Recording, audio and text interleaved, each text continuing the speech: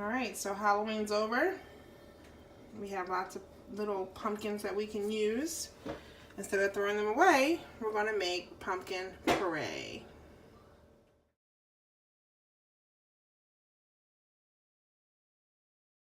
All right, so to get started, we are going to first start our oven at 475 degrees, which I've already done, to prepare the pumpkins to be baked so the skin comes off and it also gives them a nice roast.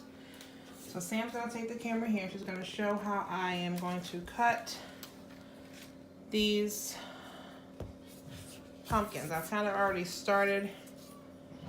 I just kind of went in here and sawed a little bit to get this top off. I'm just gonna keep going around.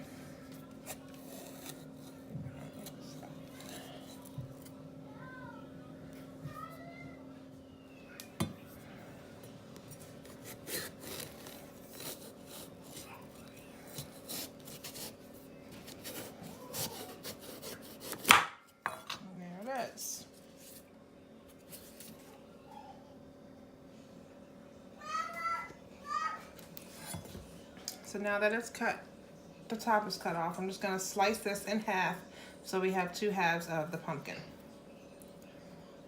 It's always turning around and making noise. So I like to do it from the top. Oh boy, sorry. I like to do it from the bottom so I can see where that middle piece is, where the core is. And I just start there. And I go down, turn it around, put it in that same slit, and go here.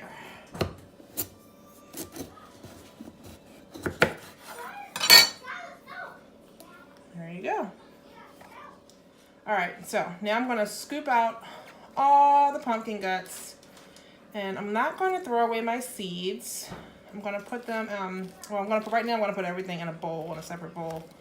But after that, I'm going to separate a lot of the seeds so we can save them and replant pumpkins next year outside in the garden. And you can also, if you like to do roasted pumpkin seeds, you could do that as well. So those are some of the options. There's other things you can do to pumpkin seeds, I understand too. You can make pumpkin seed powder, I've heard, is another good thing that people do to get that pumpkin flavor on other things you may be making. Which I haven't done that, but I've heard that people do. So I just scoop those out there. Got a little bit more attached. I'm gonna put those now in my red bowl here. Let's get that closer.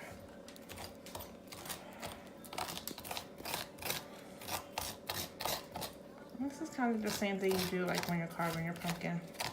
These are sugar pumpkins or pie pumpkins. That's the other name for them. They're the nice small ones.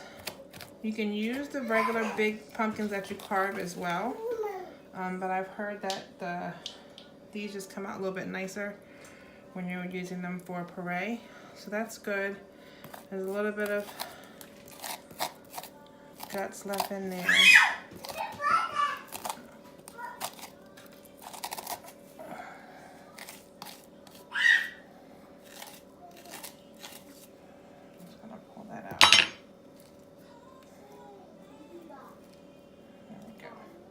And this is going to go face down on parchment paper, just like this.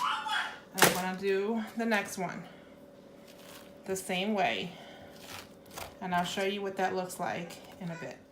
Okay, so this is 2.5 pumpkins that I've done here. So that's pretty much all that will fit on this particular cookie sheet. Here's the other half of the one I didn't do yet. So here they are. So I'm going to go ahead and put these in the oven, like I said, on 475. And I think it's just going to be in there for about 25 minutes, just until the pumpkins are roasted. And if I can take a fork and I can stick it through, or a knife, and it goes right through with no problem, that's how you know it's done for sure. It may be a little bit longer or shorter depending on your oven. So I'll go ahead and put these in right now.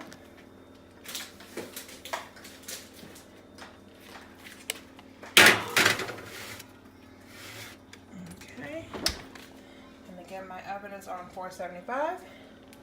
So I will continue on with the rest of the pumpkins because I have a few more in the sink that have been washed already. They're ready to be cut, and I'll fill out this next cookie sheet, which is already ready with the cookie, on the cookie sheet with the parchment paper. Okay, we'll be back. Quick correction, 375, not 475. I'm baking it on 375 degrees. Alrighty, so here is the first set that we put in. You can see where I was poking around in there just to see if they were ready to come out.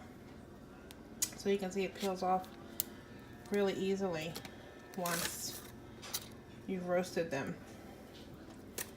Some of the pumpkin kind of sinks in, and then you just have the shell. It's really, really easy. Where's my knife? Oh, hold on. And it just gives you the ability to kind of just peel it right off, scrape it right off. It comes right out. Sometimes even, look at that.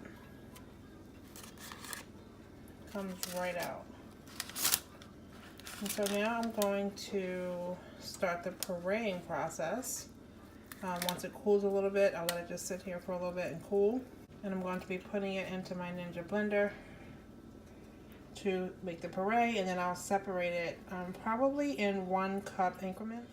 So I'll be pureeing this in the Ninja blender, and then I will be storing it in 1 cup increments in Ziploc bags so that I can use it for sweet potato. I'm sorry, pumpkin pies and pumpkin pancakes. And my husband said he also likes the whoopie pies, but with pumpkin. So we'll probably try those as well. Since my daughter started making whoopie pies last spring, we tried that. So we'll probably do that.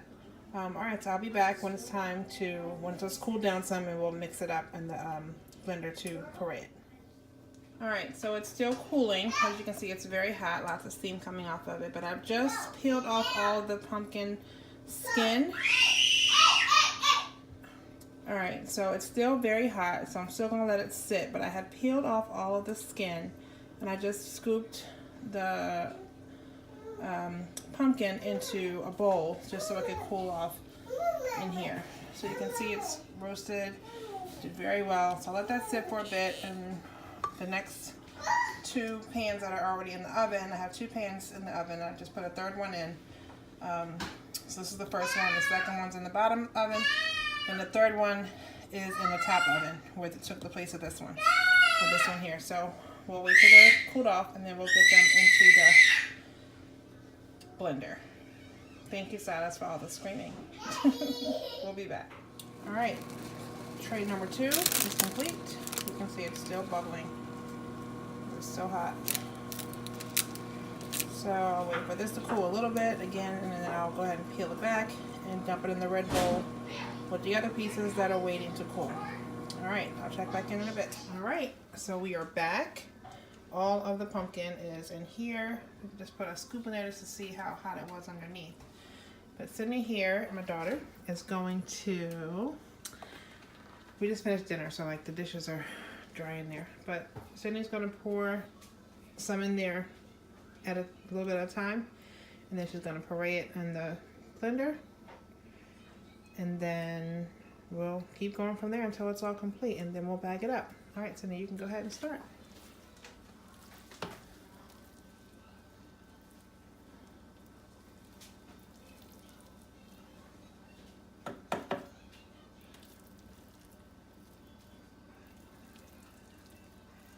Still pretty hot. Cold enough to get this in there. A couple of things that I was thinking about that I said. So we changed the temperature to 400 degrees when we roasted it.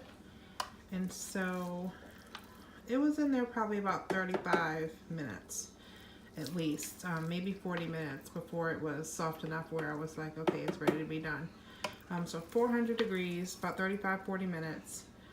There was something else I wanted to tell you guys when I came back in. I can't think of what it is, so it'll come to me. I'm sure it'll come to me. All right, so that's good. So go ahead and we'll get that a little bit down. Get that little bit down off of the top. this on the stool. Alright, go ahead and lock that in the Ninja. I love this Ninja. Top, put the top on it. Oh my God. Oh my Lord. That would have been crazy. Put the handle down. Oh, yeah, okay, good to go.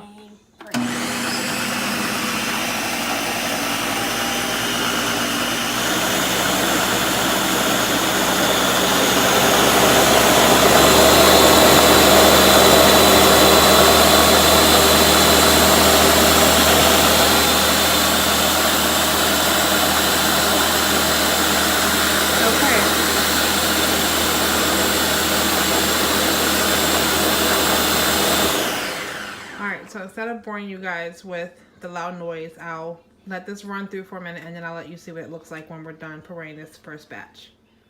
Okay, so it's all done. One thing I love about this Ninja is that it's the Ninja Auto IQ. So once you hit puree, it knows when it's finished and it stops automatically. Same thing for smoothie, frozen drink, puree. It also has a pulse option if you want to do it manually.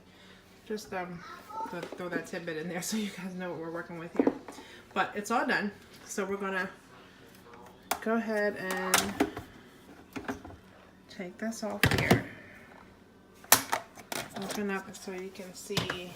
That looks really nice. What this consistency is. It does. It looks really good. Yeah, so that worked out just fine. So I'm gonna take this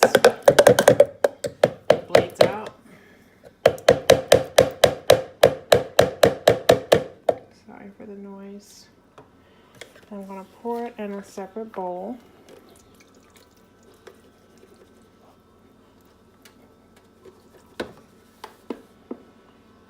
Hard to do with one hand. Sydney's going to take the camera for me. And just get it right there so we can see. Here, if I get a spatula. Okay.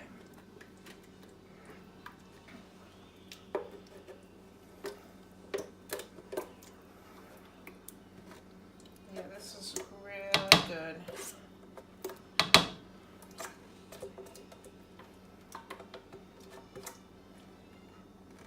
So we're going to do the rest of these. While she's doing that, I'm going to start taking 1 cup increments to put in freezer bags so that I can use it for, like I said, pumpkin pie, pumpkin pancakes, and pumpkin whoopie pies. Ooh, that sounds really good. Yeah. We gotta make that really soon. Yeah, Kevin asked about that, so I was like, okay. So, this is the final product so far of what we have. Let me see if I can get a little more light, a little bit. So that looks really good. And this will be all together, but usually about 2 cups, depending on your pie size. Like we have, I think, 9-inch glass pie plates. So they would be about 2 cups of puree that we're going to use once we get this all seasoned up. When it's time to make pies, it'll be about 2 cups. So that's why I'm going to put them in 1 cup increments. Which I have my measuring cup here. So we'll be doing that. All right, Sydney's going to continue on, and I'll be back and show you how they are bagged up. See you soon. Okay, so we are back. So I just filled this one here with 1 cup. And the way I did that was, can you see me up here? Yeah. I just took the spoon and I filled my measuring cup with 1 cup of the puree. Now it's not going to be an exact measurement, but it's really close. You can just kind of flatten it out a little bit and you can see where it is. Okay, so I had that there. Then I take a Ziploc bag.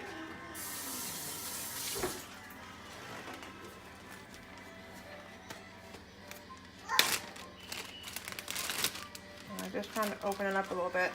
I'm going to take my same spoon and just scoop that in there.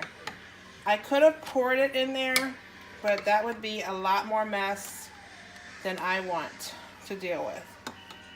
So once it gets a little bit in there, you can kind of just leave it sitting and it'll fill in just fine. And so this is getting pretty much all of it in there. And that's what we need to do. Now I could have, another option to, like I said, we are freezing the puree. But instead of freezing the puree, I could have canned chunks of pumpkin, because you cannot can pureed pumpkin. So again, as I just showed you, that's how I build the bag. Now I'm going to make sure to get it all at the bottom. And I'm going to turn it down. It's a little bit better. Turn it down like this so I can try to get all the air out of it, or as much as possible, so it has room to expand. And then I seal it. And there you go. That is how it goes in the bag. Now once I'm done bagging all these, I'll show you what they look like and how I will be freezing them all together. Alright, we'll be back in a bit. So here we go. Here's the final product. We got 15.5 cups. This one bag here was a half a cup. So I'll probably use that for something like pumpkin pancakes. But it turned out really well. So what we did was we laid them in a in a cake pan, so we could leave them all flat so they could freeze quickly. And as well, when we go to thaw them out, they'll thaw really quickly because it's nice and thin layer by drying them flat like this. And we made sure to get, like I said, as much air out of it as possible so that it had room to expand. So that's pretty much it. So we'll go ahead and put this in the freezer, right here in the kitchen, the freezer. And then once they are frozen, I will take them out and put them all in a 3-gallon freezer bag, so they'll all be in one place. All right, that's it for now. Thanks for watching. If you guys have not liked and subscribed, use your chance to do it. We'll see you soon. Thanks. Bye.